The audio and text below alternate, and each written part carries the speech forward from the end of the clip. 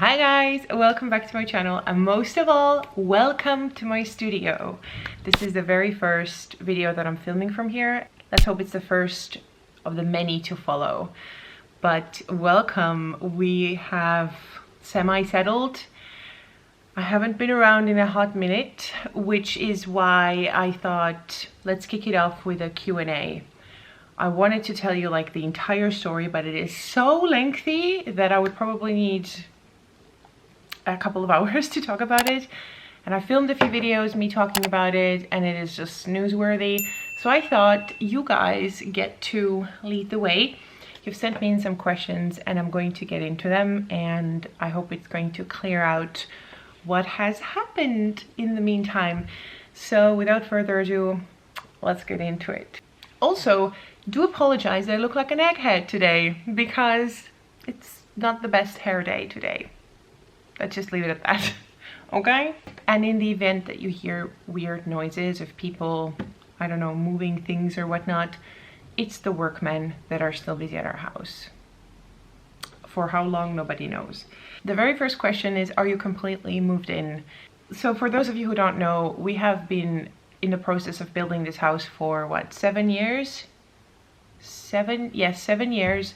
So from the moment we got the plot of land to, you know, all of the paperwork and drawing up the plans and, you know, submitting them, getting a whole lot of crap with the permissions and whatnot.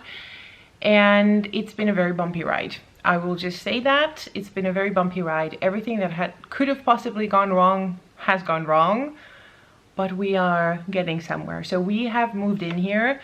We moved in mid-March, and up until that point, we were living at a hotel, which sounds a lot more glamorous than it actually is, because trust me, the 12-year-old me or the 10-year-old me would have loved to live at a hotel. Hello, Home Alone and all these things, but we are so happy that we're here. The first 2 months we were almost like camping in a way, because we were staying in rooms that were not fully finished. We didn't even have curtains, we didn't have a kitchen. We had a shower, which for me, and for any of you guys who have been camping or have lived in situations where you don't have all of the luxuries of every day, for me, running water and warm running water is already a luxury. So I was able to handle that, but it wasn't easy. With guys working on the house whilst you're living there, it puts everything into perspective. Yes, we have now like finally moved in. We now have been living on this side, which is the finished side, for 2 weeks. Where I'm at right now, this is basically the side of the house where we have my studio, like my woman cave. My daughter sleeps in this room because this couch, you can open it up, and she sleeps here. And then behind me is our master bedroom, and next to me is our master bathroom. So we have like our little nook here, a little apartment, if you will, you know? I would have been happy to just have that as a living space. So yeah, and we've got curtains, and it's all nice. We have furniture, the furniture that we ordered 2 years ago already, and that we were finally able to let it be delivered. And it's been nice just being on this side and seeing the part that has been finished. All makes it worth it, even though we are still in the process of building, but we chose that situation, so it's not like I can complain that much. What happened with it raining inside on the table? So I posted on Instagram.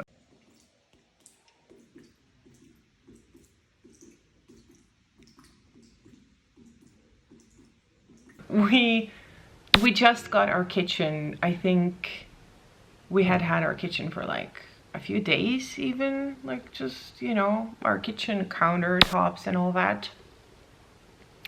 And then there was a huge storm outside, a lot of rain, and suddenly it started raining inside.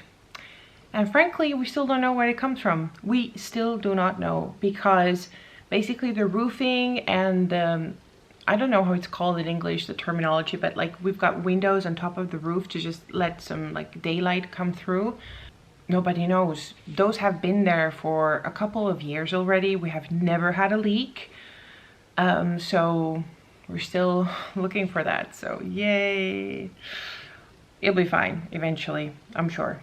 How do you cope with the chaos of moving when trying to make plans or set goals? That's a very good question. And without wanting to sound too dramatic, because I know like there are like real huge dramas happening in the world, but I'm also not gonna like always say, oh, there are bigger things going on in the world, but like I'm gonna just put it into perspective and say that in my adult life, there have been very few moments where life has been calm. And by calm, I don't mean like there is no stress and there are no fights and there is not, because you know, life, it's elastic, right? It's up and down and all of that. But it seems like the last decade has been just like from one drama to another, to the next, to the one after that. And it has put me, myself, under a lot of pressure, and a lot of pressure also to try and stay focused, which is very hard. There's so many fires that you have to put out and so many things that are just out of your control. It is very hard. I think that I have not yet, I'm pretty sure I have not like been able to just work my full potential, just because like the stress of everything, and now the move, and now like so many things that are going on behind the scenes that are just devastating actually. It's so fragile. Everything is so fragile, and we kind of know that. Sometimes when there's a span of like 5 days where nothing bad happens, no bad news comes in, I almost start feeling anxiety, because I'm like already waiting for the next bad news or waiting for the next like drama to happen. And it is tough. So how am I like getting I'm not, honestly, I'm a mess. I have goals and I have things, but now building that house, it's so chaotic. I hardly have time to just sit down and do my stuff. I want to put a lot more energy into also the YouTube channel, because I enjoy it. I love doing it, but it's tough. It's tough. But again, there are tougher places to be in life.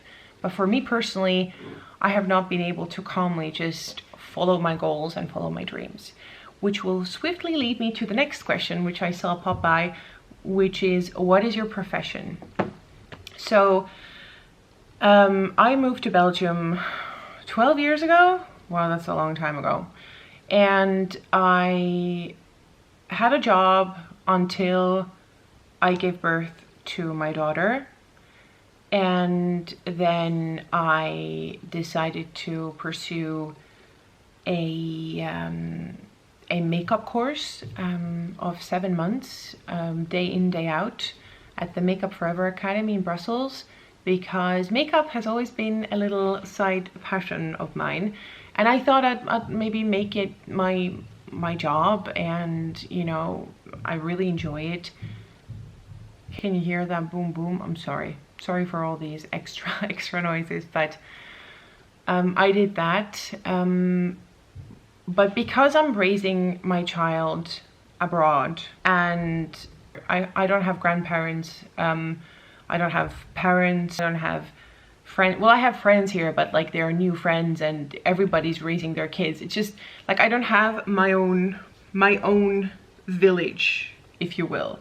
And I have always been like a tough girl in the sense like I'll do it on my own and I'll do it myself and I'm not complaining, and don't complain and stay on your lane. But the older I get, the more I understand that it is just, having help is just so necessary. And I made a conscious decision of staying at home with my daughter, because seeing as we have one child, I didn't want to kind of go out of my way to pay a nanny and then work a job, hunt a career. It was just like my decision.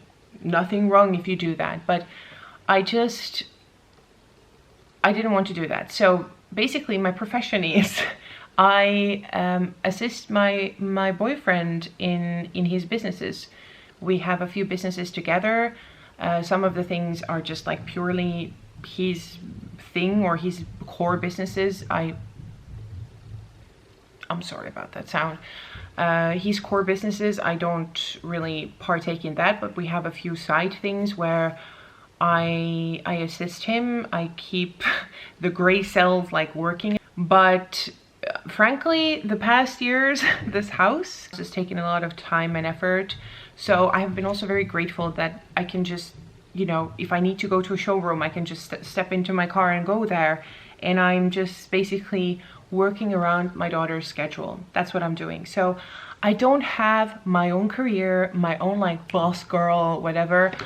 I don't even strive to be one. It's not...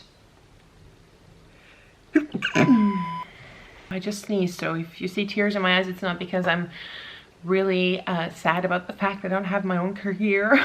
I have beaten myself up because I've always thought like you were not like working at full capacity, you're not doing as much as you could, and you could be doing so much more, and etc, etc. The more time goes by, the more I'm also grateful that I was able to be around for my daughter. And it's just a choice we made. It's just a choice that we made. And my boyfriend is older than me, and he was already settled in here in Belgium. He had his business going, so we sat down and we agreed that his business is going to, you know, be the thing that we focus on. And do I feel like a loser? Yes, I do at times, just because of the expectations that I set for myself.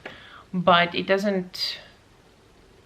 But the older I get, the more I think like, why do I even care? Like, why do I even care? If I am a good citizen and I help other people and I like try and do the best that I can with the tasks that I have at hand, then why should I stress? Wow, that was a very lengthy reply. Can you feel that there's a little bit of something under the surface? But also, having said that, this is not definite, and I have plans and I have like dreams and I have goals that I want to accomplish, but I'm not in a hurry, even though I know the time is ticking. You know, you cannot get like time back, but I'm not in a hurry as such. I feel everything will come in due time. That was a very lengthy reply. This is gonna take a long time. Is the new house in a new town area? How are you settling in there?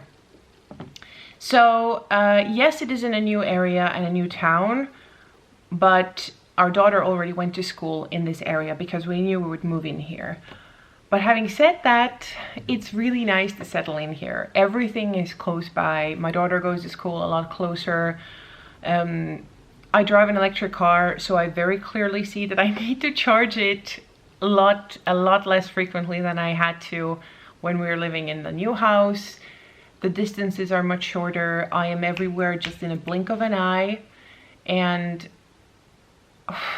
I'm so happy that I can say that. But the vibe here is awesome. It really reminds me of my home country, actually. For those of you who don't know, I'm from Estonia, and like the nature and the lushness here is not that we had a lot of greenery in our old house as well, but here we have a huge forest behind our house, and it's really nice. It just feels so right. And every time we're sitting outside with nice weather, we haven't been here for that long, but we just look at each other and we're like, wow, we have been enjoying this more than we enjoyed the past like decade in the old house. It's mind-blowing. So we're settling in really fine. What's also nice is, you know, here in Belgium you have a lot of like small businesses. You have the bakery, you have the fish store, you have the cheese store, you have all of these small businesses. And you know, in the weekends we go to the bakery, and it's just nice to be like here. It feels right. My friends live closer now. It's all like really great. Would like to know how you, in capital letters, are doing. Missed you. Love from the sandpit in Dubai. Hi, this is a really lovely viewer of mine who who we are chatting with sometimes on Instagram. I'm going to come and meet you in Dubai for a coffee. Promise that. We're going to do that. How am I doing? I'm actually, considering everything, I'm doing great. I am doing great. I had a back surgery 1.5 months ago, or is it already a month? No, 1.5 months ago on Easter Sunday. That's when I got my spinal surgery, emergency spinal surgery. It was a whirlwind, but I'm actually doing really great. I'm, aside from that egghead and the bad hair day, I cannot complain. But it's been like massive ups and downs, like massive ups and downs. Like last Friday, for example, we had been able to use our kitchen for an entire week by that time. And Friday, somebody broke our sink. So we are unable to, there's the plumbing, like everything is messed up. So we are not able to use the sinks in the kitchen, which is like using crutches when walking around. But, you know, really trying to keep the spirits high. And all in all, there's light at the end of the tunnel and I'm actually doing great and I'm pain-free. What else do I want? And I try to pinch myself because humans get used to everything like so quickly, right? And I remember coming out of the surgery and after a few weeks when I realized like I'm really pain-free, I was like trying to like really tell myself, Carol, remember this moment, how grateful you are. Don't forget this moment. You're so grateful just that you're walking and that you can like live, you know, and you forget it and then you complain about a broken nail. It's just human nature, I guess. Helps us to move on, but everything is quite fine. Another thing of how are you doing considering all the craziness around? Another, like, if we're talking about world craziness, my heart bleeds for Ukraine. It's just, it's a constant thing that I think especially like Eastern Europeans really feel literally hits home. And that has been something that I don't want to sound insensitive. If you're Ukrainian, I'm not trying to like look away, but I have had to like consciously just cut myself off the news. I have a few channels through which I try and do what I can to help, but it's just something that I wake up with and I check like in the morning, just like how is it going? But then it is so depressing that again puts my own life in perspective, and I think, what am I allowed to, like, am I allowed to complain? And on the other hand, I am, because I am not actually a complainer at heart, and I let some of my own issues drag along much longer than I should have been dragged along. So I don't know. It's one of those things where I wish like there was a solution, but I don't know. I'm very afraid of how it's going to play out. Well, and also down under, I was asking, no, I'm not going to try. Do you have all your bags back yet? Oh my God, what was that? Sorry.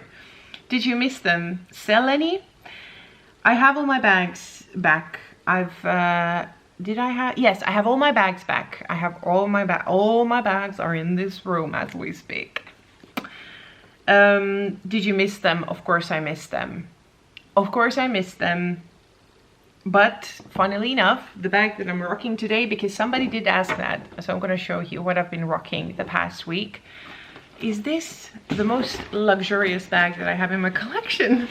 A simple Longchamp Le Pliage bag. I feel in a way that I dip in and out of like wanting a luxury bag and then not wanting one and then wanting one. But it is what it is. Did I sell any bags? I did not sell any bags. I frankly had absolutely no time to even know. But I am planning to perhaps. Would you be interested? Or I normally just put them out online. I don't think anyone's ever interested. Someone's asking, have you done a house tour? I have not done a house tour yet. And now this is my question. Do you want to see a half-done house tour and then a completed one? Or do you want to wait a few months until it's completed? I don't know. I'm not very good at vlogging. Like, I have vlogged so much, and then I look back and I'm like, oh, people are gonna find it so boring, so boring. So then I always like delete them, and I'm not good at vlogging. Like, it's gonna be a lot of blah blah blah blah blah blah. But I could do that. I could do that if it's of any interest. I could totally do that. My good friend. Why haven't you called, girl? Miss you. Catch up soon. Tabby. If you don't follow her, Tabby Violet, my really dear friend here on YouTube. And in real life, may I say so? Go check out her channel. Somebody asks, have you bought or sold any bags? Now, since the last item that I showed you, I bought 2 bags. One of them I've had for a few months now, and the other one is on its way. But I haven't sold any bags. How are you and your family doing? We are barely holding it together. Nah, we're cool. The thing that I have as well is I like to laugh, and we can have the roughest patch or whatnot, and I feel myself getting bitter and bitter and bitter, more and more bitter by the day, which is a feeling that I hate, because I am normally a very happy, go jolly, you know, but I just try to goof around as much as I can with my daughter, which makes a real weirdo out of her. We're just 2 goofballs when we're together, and that's how I try to keep the spirits high. A good old humor and a good old laugh fixes a lot of things. That's how I've dealt with a lot of hardships in my life. Looking at Friends, for example, when I was 20, helped me stay in this world today. I'm just gonna put it that way. I don't appreciate relationships that don't have any fun or laughs. I don't like people who take themselves too seriously. You gotta laugh, you gotta relax a little. Aside the new house, what do you feel is the biggest change? Do you think, like, do you mean like personally, or on the grand scheme of things, or in the house itself, or the big, oh my god, I cannot even talk. That's how long it's been. Well, have I ever been able to talk? Nah, not really. The biggest change has been that I had my spinal surgery. It was an emergency surgery, and it released me from pain that I had been carrying around for years and years and years and years. And I always thought that it was my fault, that it was due to my weight, well, of course, the weight contributes to any kind of ailment that you might have, but it wasn't just that. Now I know that, and I probably shouldn't have walked around just pointing a finger at myself without telling professionals. I even kept it from my boyfriend, which is ridiculous. But yeah, I ended up having surgery. It was such a close call, because the surgeon told me, had you gotten in here an hour later, 2 hours later, you would probably be in a wheelchair today, and you would probably be incontinent. And that, at the age of 34, not something that you planned. And I always thought it was me. And then it's not like I hate sports. I don't hate sports. I need to push myself to do things, but I have always had sports in my life from as long as I can remember. But the past years, like, my weight has just piled up on. And I was looking back at photos, and I think it happened like when my daughter was 2, 3, that's when the pain started like increasing and increasing. And then I just ended up in this vicious circle, because if you have pain, you are less mobile, or you are like less likely to do things. And every time I would go and work out, I would like fall back again. I would overeat. I would feel disgusting. And I already have like food issues, or however you want to call it. I use food as a sedative. I've done it for many years. It's not good, but it has roots way back in the past. But I always thought I had a food problem, but I also had like pain management. And now me sitting here, not having to think and in what position do I need to sit and whatnot, it kept me from doing a lot of things. So this is the biggest change, is that I'm pain-free. And I think so many of you can account to that, that if you don't have pain, you function so much better. So yeah. And ironically enough, a few months ago, I was telling people like, oh, I must be so dramatic for the people who actually have chronic pain, because there are a lot of people who also make it up, you know, I have chronic pain, when they don't, right? But the people who really have that, like chronic migraines, chronic any kind of pain, and I was feeling sorry for them, and I realize now I was one of them.